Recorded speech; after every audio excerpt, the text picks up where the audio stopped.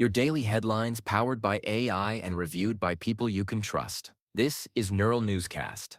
Welcome to Neural Newscast Deep Dive. I'm Thomas, and with me is Andrew. Today we're exploring some fascinating topics. Today marks the anniversary of the Battle of Gettysburg, one of those pivotal moments in history that changed the course of the American Civil War. Andrew, when you think about it, this three-day battle wasn't just crucial militarily, it really reset the entire narrative of the war, didn't it? Absolutely, Thomas. The significance of Gettysburg goes beyond the battlefield. It was a turning point not only tactically but also in terms of morale. The Union victory here stopped the Confederate momentum dead in its tracks, and, just as importantly, it reinvigorated the North's resolve to see the war through. Right. And what fascinates me is how close the Confederates came to changing the trajectory of the conflict.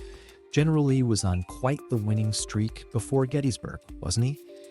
His invasion of the North was bold and, some might say, audacious. Indeed. Lee had been highly successful up to that point, which made his decision to push into Northern Territory seem both audacious and logical. But Gettysburg was a gamble that didn't pay off. The terrain, the strong defense by Union forces all played against him. It's often these calculated risks that define historical outcomes. And let's not forget the fierce determination from the Union side. General Meade had only recently taken command, correct? He managed to unify his forces swiftly enough to hold their ground against repeated Confederate assaults. That's a key point. Meade's leadership was critical. His ability to rally the Union troops in such a short time is often underrated. The Union defensive position along Cemetery Ridge was masterfully held, especially considering the relentless Confederate attacks. Everyone always talks about Pickett's charge, the high watermark of the Confederates. It was almost a last-ditch effort, wasn't it? Charging across open fields under fire is the stuff of legend, and some might argue, the stuff of military textbooks on what not to do. Exactly. Pickett's charge was a desperate bid to break the Union center, but it ended in disaster. It symbolized the breaking point for the Southern advance. From that moment on, the Confederacy never again mounted such an offensive into Northern Territory. And the cultural impact can't be overstated either.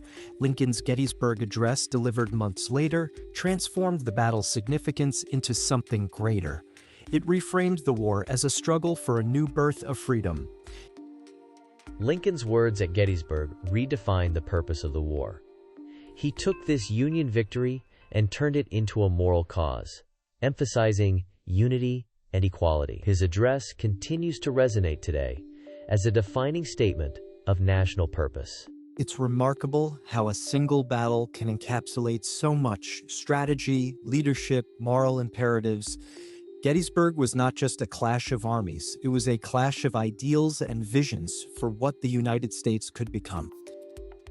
Precisely. And its lessons, both in war and in peace, remind us of the enduring struggle for unity and equality. Gettysburg stands as a testament to how pivotal events shape history in profound and lasting ways. Today we celebrate the birthdays of Jesse Owens, 1913, Jackie Robinson, 1919, and Pele, 1940. Quite a lineup there, Thomas. Every one of them left an indelible mark on their sport, but there's so much to unpack about Jesse Owens, isn't there? Absolutely, Andrew. Jesse Owens isn't just an icon in track and field. He's a symbol of triumph over adversity. Back in 1936, he took home 4 gold medals at the Berlin Olympics, right under the nose of the Nazi regime. It's a story that goes beyond athletics, touching the core of societal change. Owens' performance was a stunning repudiation of Hitler's Aryan supremacy propaganda. His success was personal as well as political. Right. And you know what's fascinating is that Owens not only broke records, but also barriers. He changed perceptions of African American athletes at a time when segregation was rampant. That moment in Berlin was a victory for the world. Indeed. And people often forget the grace with which he handled everything. Despite the immense pressure and hostility from many corners, he remained composed, an ambassador of not just athletic excellence, but dignity. That's true. Apart from his Olympic feats, he also set 3 world records in less than an hour at the 1935 Big Ten track meet. That's a feat that remains unparalleled to this day. He was truly ahead of his time. And yet, when he returned home, he wasn't greeted with the opportunities and accolades we might expect today. Owens struggled with the realities of segregation, facing the same challenges African American athletes and citizens did during that era. Very poignant, Andrew. It wasn't until much later that he received the recognition he deserved. In fact, it was President Ford who awarded him the Presidential Medal of Freedom in 1976, a long overdue honor. His legacy inspires countless athletes and non-athletes alike. The Jesse Owens Award, given annually to the best U.S. track and field athlete, ensures his spirit endures. Indeed, Owens' story touches on perseverance and grace, reminding us of the power of sport to bridge divides and challenge injustices. His legacy?